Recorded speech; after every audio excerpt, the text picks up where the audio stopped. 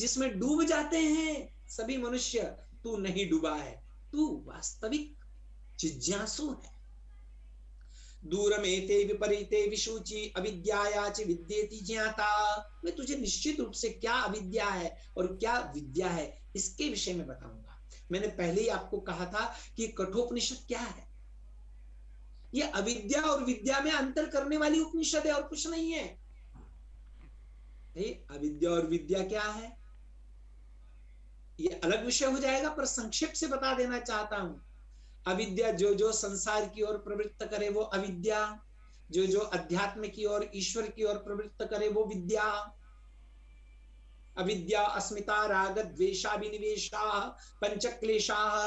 और फिर आगे बात कही है कि भाई ये 5 क्लेश विद्यमान रहते हैं अविद्या में, और इन 5 क्लेशों में व्यक्ति डूबा रहता है।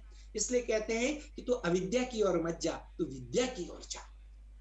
और मैं आज तुझे नत्वा कामा बहवो अलोलुपंत, कितनी बड़ी बात है। मैं तुझे विद्या और अविद्या की बात क्यों बताना चाह रहा हूं कि तुझे कामनाएं क्या नहीं कर सकी, तुझे कामनाएं मोहित नहीं कर सकी। तुझे ये कामनाएं तेरे अंदर का जो लोभ था वो जागृत नहीं कर सकी। हमारे अंदर तो छोटी छोटी सी बातों में लोभ पैदा होता है। हम बिना टिकट चले जाते हैं यदि कोई नहीं पूछने वाला। हम छोटा सा कुछ कहीं मिल जाए तो उसे अपने पास उठा लेते हैं। जितना जो कुछ मिल सके उसी में आनंद को प्राप्त कर लेते हैं। परंतु नहीं नहीं नहीं, इतना ही नहीं, दुकान पर सब्जी वाले के पास भी आप बात करते करते एक टमाटर एक्स्ट्रा रख लेते हैं और सोचते हैं क्या हुआ इसमें। अरे भाई ये छोटी सी बात है, ये भी लोभ है, और यहीं से लोभ प्रारंभ होता है।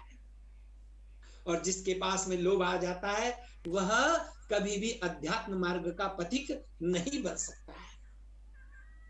फिर कहते हैं बड़ी गजब की बात, अविद्यायामंतरे वर्तमानाः स्वयं धीराः पंडितमन्यमानाः दंद्रम्यमाणाः पर्यन्ति मूढ़ाः अंधेनैव नीयमाना यथा अंधाः।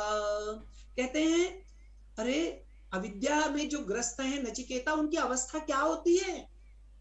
जो अविद्या में ग्रस्त होते हैं वे लोग कैसे होते हैं। कहते हैं जो अविद्या में ग्रस्त होते हैं वे स्वयं को बहुत बड़ा पंडित मानते हैं, पंडितम मन्यमाना। इसीलिए कहा है नेति नेति नेति, मैं कुछ नहीं हूं, मैं कुछ नहीं हूं, बस जो हूं वही। जहां अहंकार ने प्रवेश किया, मैंने अपने आप को पंडित माना, अखिलेश शर्मा, वाह क्या बात है, जरा थोड़ी सी विरुदावली लखनलाल जी ने मुझे दे दी और इसमें मैं प्रसन्न हो जाऊं और फिर अपने आप को बड़ा मानने लगूं। यही तो अविद्या है, इसी का नाम अविद्या है। दंद्रम्यमाना पर्यन्ति मूढ़ा अंधे नैव नीयमाना यथा अंधा। कहते हैं ऐसे लोग विविध योनियों में जाते रहते हैं। अनेक दंद्रम्यमाना से तात्पर्य विविध प्रकार की योनियों में जाना पड़ता है। अगर आप विविध प्रकार की योनियों में जाना नहीं चाहते हैं तो निश्चित रूप से इस श्रेय मार्ग का, इस विद्या की ओर। अंधे नैव नीयमाना यथा अंधा।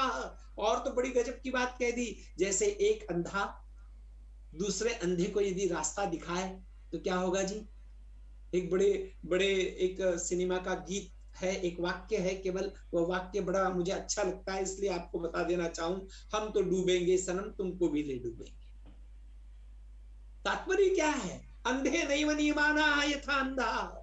जैसा एक अंधा दूसरे को ले डूबता है, ठीक उसी प्रकार से एक अज्ञानी व्यक्ति, एक अविद्याग्रस्त व्यक्ति अन्यों को भी अविद्या से ग्रस्त कर देता है। पर नचिकेता तू ऐसा नहीं है, तेरे अंदर की अविद्या समाप्त होने वाली है, अथवा तू अविद्या को समाप्त करना चाहता है, अथवा तूने अविद्या को समाप्त कर दिया है। तभी तो मैंने तुझे इतने प्रलोभन दिए, एक भी प्रलोभन तूने स्वीकारा नहीं। और कहता है जो इन प्रलोभनों में फंस जाता है, जो इस अविद्या में फंस जाता है, तो पुनः पुनः वशमापद्यते में, वह वारंवार मेरे वश में आता है। अब वश में आता है से तात्पर्य क्या है, जन्म मृत्यु के चक्कर में पड़ जाता है। जो जो भी अविद्या, देखिए सर्वम परवशम दुखम सर्वमात्मवशम सुखम एतद् विद्या समासेन लक्षणम सुख दुखयो। मनु महाराज कहते हैं कि भाई सुख कहाँ है और दुख कहाँ है। जो चाहे, जो नहीं चाहे, और उसके जो नहीं चाहे फिर भी मिले, और जो चाहे फिर भी ना मिले, समझ लेना चाहिए कहीं ना कहीं मेरा मार्ग गड़बड़ है, मुझे अपने मार्ग को ठीक करना पड़ेगा। तो अविद्या के मार्ग से छूटकर विद्या के मार्ग पर जाने वाला है तू नचिकेता, इसलिए मैं तुझे इस मार्ग को बताना चाहता हूं। और देखिए कितनी बड़ी बात कही आगे, तो बहुत बहुत ही कोट करने योग्य है। क्या कहते हैं, श्रवणयापि न बहु श्रवणयापि बहुभ्यो यो न लभ्यः शृण्वन्तोऽपि बहवो यं न विद्युः आश्चर्यो वक्ता कुशलोस्य लब्धा आश्चर्यो ज्ञाता कुशलानुशिष्टः। कहते हैं अरे नचिकेता, वास्तव में इसके सुनने वाले भी बड़े आश्चर्य वाले हैं और सुनाने वाले भी बड़े आश्चर्य वाले हैं। और कुछ लोग तो सुन करके भी उन्हें कुछ नहीं मिलता है, कुछ सुना करके भी कुछ नहीं मिलता है। दरवी पाकर रसम यथा, जैसे कड़छी होती है जिससे दाल परोसी जाती है, चाहे वो तीखी हो तो भी दरवी को कोई मतलब नहीं है, कड़छी को कोई मतलब नहीं है, मीठी हो तो भी कड़छी को कोई मतलब नहीं है,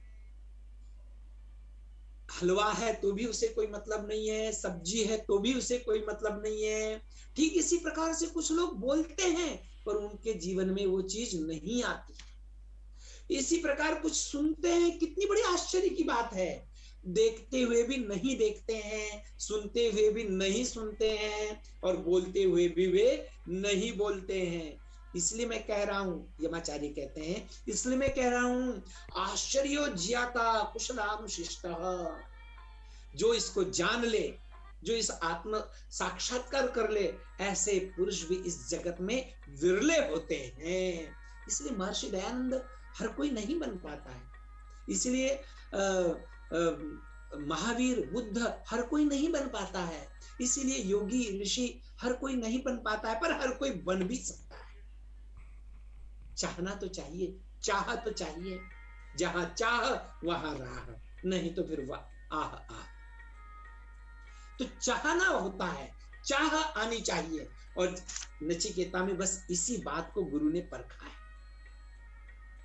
और कहते कहते आगे बढ़ते हैं कि भाई न वरेण अवरेण प्रोक्त एष सुविज्ञेयो बहुधा चिन्त्यमानः अनन्य प्रोक्ते गतिरत्र नास्ति अणीयान यतर्क्याम अणुप्रमाणात्। बड़ा गहन विषय है, बड़ा सूक्ष्म विषय है, मैं तुझे फिर भी बताऊंगा।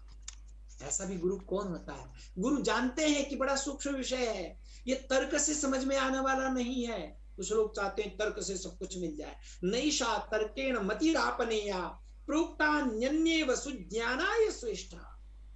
नचिकेता, तेरे जैसा पूछने वाला आज तक मेरे पास कोई नहीं आया था। देखिए कितनी बड़ी बात है।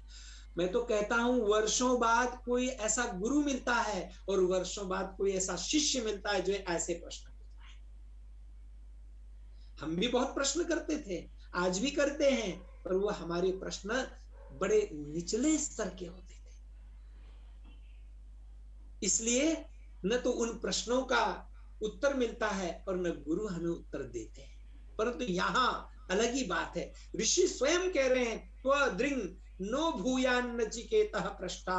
अरे नचिकेता, तेरे जैसा पूछने वाला दूसरा कोई है मुझे नहीं लगता है, न कोई मेरे पास में आज तक कोई ऐसा पूछने वाला नहीं आया है।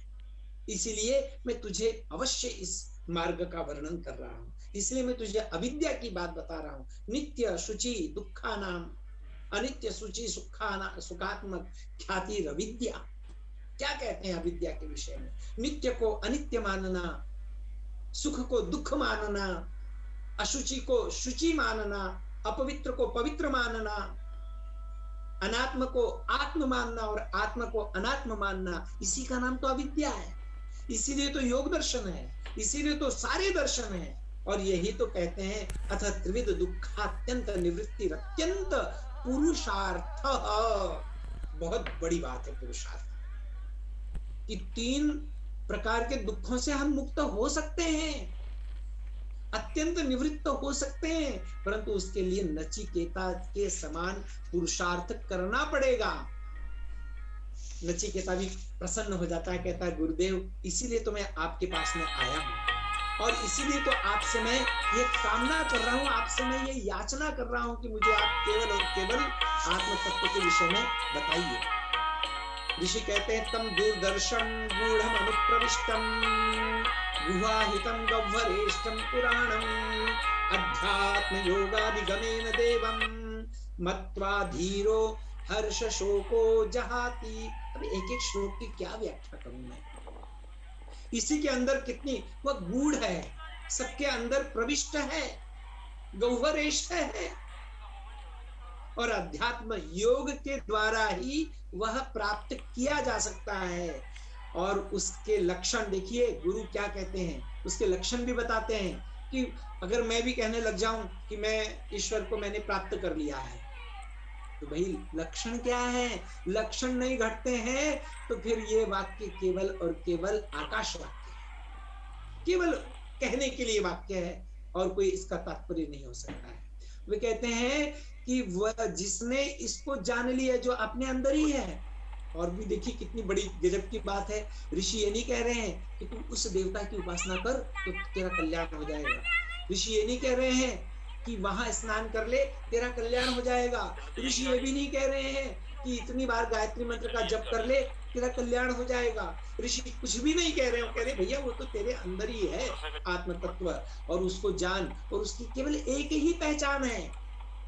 कितनी गजब की बात है, आप सब जान करके आनंदित होंगे कि ऋषि कहते हैं उसकी एक ही पहचान है, किसकी, जिसने प्राप्त कर लिया है, तो कहते हैं उसकी एक क्या पहचान है, हर्ष शोको जहाती, उसे न हर्ष होता है और न शोक होता है।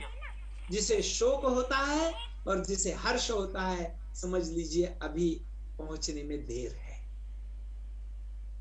इसको और भी गहराई से समझ सकते हैं हम, न हर्ष शोको, इसीलिए तो वहां पर भगवत गीता में बड़ा सुंदर शब्द कहा जाता है, क्या कहा जाता है, श्रुत्वा स्पृष्ट्वा च दृष्ट्वा च ध्यात्वा भुक्त्वा च यो नरः न ऋष्यति ग्लायति वा स विज्ञेयो जितेन्द्रियः। आगे आएगा कि कौन जितेंद्रिय भी है, कौन इसको प्राप्त, अर्थात देख करके, सुन करके, श्रुत्वा स्पृष्ट्वा च दृष्ट्वा च, देख करके, सुन करके, खा करके, भुक्त्वा च, घ्रात्वा सूंघ करके, न ऋष्यति न ग्लायति, जो न दुखी होता है और न प्रसन्न होता है, दोनों में सम रहता है।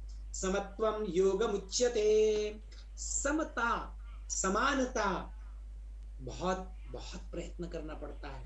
मैं कई बार सोचता हूँ, सायंकाल आत्मनिरीक्षण करते हुए विचार करता हूँ, आज मैंने क्रोध किया या नहीं किया, किया तो क्यों किया, मेरी अविद्या जगी तो जगी क्यों, और अविद्या जगना ही केवल काम निरीक्षण नहीं होता है, याद रखिए अविद्या तो जगती है, पर उससे पहले मैंने किसी से अविद्या ले ली है, और वो अविद्या ले ली है तो जागेगी ही, तो इसलिए विद्या लूंगा तो विद्या जागेगी, अविद्या लूंगा तो अविद्या जागेगी, और तब इस बात को आगे हम समझ सकते हैं, जान सकते हैं। तो आगे क्या कहते हैं ऋषि, ऋषि अंत में इस प्रश्न का उत्तर देते हुए, द्वितीय वल्ली का अंत आ रहा है, उस समय बड़ी गजब की बात कह देते हैं, देख आज मैं तुझे एक बात बता देता, और ये बात ध्यान से सुन लेना, जैसे विज्ञान में H2O, ये 3 में सारा विज्ञान आ जाता है, ऐसे ही सारा धर्म, सारा अध्यात्म, सब कुछ किसमें आ जाता है, मैं उसको बड़े सूत्र रूप में तुझे समझा रहा हूं, मैं तुझे ज्यादा नहीं कहूंगा, तू विद्वान है, तो समझदार है, सूत्र रूप में बात बता रहा हूं। कितनी गजब की बात है, ये श्लोक सबने याद करना चाहिए। सर्वे वेदाः यत्पदमामनन्ति तपांसि सर्वाणि च यद् वदन्ति यदिच्छन्तो ब्रह्मचर्यं चरन्ति तत्ते पदं संग्रहेण ब्रवीम्योम इत्येतत्। कमाल कर दिया भाई ऋषि। ऋषि कहते हैं अरे नचिकेता, मैं तुझे संक्षेप में और बड़ी छोटी बात बता रहा हूँ। ये तुझे जितने ऋषि मुनि जंगलों में, वनों में और कंदराओं में, गिरियों में और शास्त्रों का अध्ययन करते हुए, मनन करते हुए, चिंतन करते हुए, स्वाध्याय काल, आगम काल, प्रवचन काल, व्यवहार काल को जीते हुए ये जितने ऋषि मुनि दिख रहे हैं ना, ये किसके लिए काम कर रहे हैं पता है तुझे? गुरुजी नहीं पता। सुन, फिर कहते हैं ये ब्रह्मचारी लोग जितने कठिन से कठिन तप करते हुए तुझे दिखाई दे रहे हैं, ये गृहस्थी लोग गृहस्थ में तप करते हुए दिखाई दे रहे हैं, ये ब्रह्मचारी लोग ब्रह्मचर्य में, आश्रम में, गुरुकुल में तप करते हुए दिखाई दे रहे हैं, ये वानप्रस्थी लोग वानप्रस्थ में तप करते हुए दिखाई दे रहे हैं। ये सब किसके लिए कर रहे हैं? कहते हैं सर्वे वेदा यत् पदमामनन्ति। इतना ही नहीं, कहते हैं ये सारे के सारे वेद, सारे वेद किसका प्रकटन कर रहे हैं, किसका गुणगान कर रहे हैं, किसके लिए बताना चाह रहे हैं? ये सारे वेद जिसका गुणगान कर रहे हैं, सारे तप जिसके लिए किए जाते हैं, तपांसी सर्वाणि च यद् वदन्ति, सभी तप जिसके लिए किए जाते हैं, अथवा ये तपों के माध्यम से जिस कार्य को किया जाता है, यदि छंतो ब्रह्मचर्यम चरंती, ब्रह्मचर्य भी जिस इच्छा के साथ में किया जाता है, तत्ते पदम, उस पद को संग्रहेण, संग्रह से छोटे रूप में, ब्रवीमि, मैं तुझे बताना चाहता हूं, तत्ते पदम ओम। H2O पूरा साइंस का मूल है, ऐसे ही ओम, ओंकार पूरे अध्यात्म का मूल है। मैं संक्षेप से ओम तुझे बताना चाह रहा हूं। ये ओम जो है यही अध्यात्म का मूल है, और तूने इसको प्राप्त कर लिया ओम के। इसीलिए तो महर्षि दयानंद वास्तव में गजब के व्यक्ति थे। उन्होंने कहा कि ओम नाम परमेश्वर का मुख्य नाम है, निज नाम है। इस नाम के साथ अन्य सब नाम लग जाते हैं। ध्यान देना, हम कोई किसी अन्य नामों का विरोध नहीं। ब्रह्मा भी परमेश्वर का नाम है, विष्णु भी परमेश्वर का नाम है, महेश भी परमेश्वर का नाम है, सहस्त्र नाम है, परंतु मुख्य नाम परमेश्वर का ओम है। और महर्षि दयानंद मन से नहीं कह रहे हैं ओम इत्येतद् अक्षरम ब्रह्म, ओम खम ब्रह्म। ओम का उच्चारण सभी उपनिषदों ने किया है। मैं इसलिए कहता हूं, हमारे अनेक बंधुओं को कहता हूं कि भाई आप बहुत से जाप कर सकते हैं, बहुत से जाप करना भी चाहिए। मैं तो कहता हूं आप कभी अपने पिता का जाप कर लो नाम लेकर के, पिता के गुण आएंगे। माता का जाप करोगे तो माँ के गुण आएंगे, राम का जाप करोगे तो राम के गुण आएंगे, कृष्ण का जाप करोगे तो कृष्ण के गुण आएंगे, परंतु ओम का जाप करोगे तो परमेश्वर के गुण आएंगे। और माता पिता गुरु आचार्य राम कृष्ण जितने भी संत महंत हुए, जितने भी देवी देवता हैं, इनके अंदर भी जो जो गुण हैं वे भी परमेश्वर के गुण हैं। तो मैं परमेश्वर को ही क्यों न चाहूं, मैं उस ओम की ही उपासना क्यों न करूं। और इसीलिए तो कहते हैं तत्ते पदम संग्रहेण। संग्रहेण का अर्थ होता है संक्षेप से। मैं तुझे आगे भी बहुत बातें बताऊंगा, बहुत बातें कहना भी चाहता हूं, पर संक्षेप से केवल इतना कहना चाहता हूं कि वह जो परम पद है, वह जो परम गुण निधान है, वह है परमेश्वर, वह है ओम। अवति इति ओम, अवरक्षण गति कांति वगैरह अनेक धातु पाठ के अंदर उसके अनेक अर्थ दिए गए हैं कि ओम का अर्थ क्या होता है। ओम का अर्थ है सर्वरक्षक,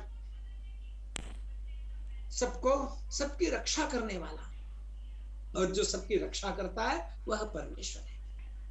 और उसी परमेश्वर की उसी को ओम तत्व को तू जान लेगा। इसलिए मैं कई बार क्षमा भी मांगता हूं लोगों से कि आपने देखा होगा कि सब जो भी परमेश्वर के इतर नाम हैं उन सब की मूर्तियां बन चुकी हैं। परमेश्वर के जितने भी इतर नाम हैं उन सब की मूर्तियां बनाई गई हैं, बन चुकी हैं, परंतु अभी तक तो भगवत कृपा है कि किसी ने ओम की मूर्ति नहीं बनाई है। भाई बनेगी भी कहां से, ये ऋषियों ने वर्णन किया है। और ओम का भजन अभी हम सुन रहे थे आदरणीय कविता बहन जी से कि ओम का भजन जो करेगा, ओम को जो धारण करेगा, और ओमकार का जो जाप करेगा निश्चित रूप से वह परमेश्वर के गुणों से युक्त होगा। कहते हैं एतद्देवाक्षरम एतदेवाक्षरम परम एतदेवाक्षरम ज्ञात्वा यो यदिच्छति तस्य तत्। यहाँ पर बात ध्यान देने योग्य है। यह यत् इच्छति तस्य तत्, जो जो चाहता है वह उसका हो जाता है। पर कब? इस जो जो जो परम अक्षर, मैंने जो तुझे, अक्षर शब्द का अर्थ ही है न क्षरती थी, तो कभी नष्ट नहीं होता है। इस संसार में सभी चीजें नष्ट होंगी, मैं और परमात्मा, आत्मा और जीवात्मा दोनों ही कभी नष्ट नहीं होने वाली। इसलिए आज मैं, समय हमारा यहाँ पर अभी मुझे आज्ञा नहीं दे रहा है आगे बढ़ने के लिए, और मैं चाहता भी हूं कि समय से कार्य संपन्न हो। तो कहते हैं एतदेव अक्षरम ज्ञात्वा यो यदिच्छसि तस्य तत्। इस अक्षर को जो जान लेगा, इस ओंकार तत्व को जो समझ लेगा, वही जो चाहेगा उसे वह प्राप्त हो जाएगा। तो आइए इस ओम अक्षर को हम भी जानेंगे, हम भी जानने का प्रयत्न कर रहे हैं। उसी का आलंबन देखिए और भी आगे बताया है। कई लोग कहते हैं भाई हम आलंबन के लिए कुछ अन्य देवी देवताओं की पूजा कर लेते हैं, परंतु मैं नहीं कह रहा हूं। मैं यहाँ आज जो भी कह रहा हूं, मेरे मन की बातें बहुत कम हैं, ये सारी उपनिषदों की बातें हैं। उपनिषद कहती है एतदालंबनम श्रेष्ठम एतदालंबनम परम एतदालंबनम ज्ञात्वा ब्रह्मलोके महीयते। भाई इसी का आलंबन करो। आप दूसरे का आलंबन करोगे तो हो सकता है छूट जाओगे, पकड़ नहीं पाओगे। परंतु यदि इस ओंकार का, ओम ओम तत्व का यदि आपने आलंबन किया, तो आप निश्चित रूप से एतदालंबनम ज्ञात्वा ब्रह्मलोके महीयते, आप ब्रह्मलोक को जान लोगे या ब्रह्मलोक तक पहुंच जाओगे। फिर मैं यदि आगे का विषय ले लूंगा तो समय मुझे आज्ञा नहीं देगा। मैं पुनः सभी श्रोताओं का, कि जो आज अधिक संख्या में हमसे जुड़े, निश्चित रूप से आप सबका मैं हार्दिक धन्यवाद देना चाहूंगा कि आप लोगों ने बड़े प्रेम से सुना, और ऐसे ही सुनते रहिए। कल अंतिम दिवस है, कल इस उपनिषद को हम पूर्ण कर देंगे, और भी जब भी समय मिलेगा तब और इसकी चर्चा करेंगे। परमेश्वर ने आदरणीय लखनलाल जी आर्य को, जो कि आर्य रत्न है, रत्नों की खान है, उनको ऐसी उत्तम बुद्धि दी कि उन्होंने इस कार्य को किया है, अपने पुरुषार्थ से आगे बढ़ाया है और आगे बढ़ाते रहेंगे। इसी कामना के साथ ओम शांति ही शांति ही शांति। बहुत ही उत्तम और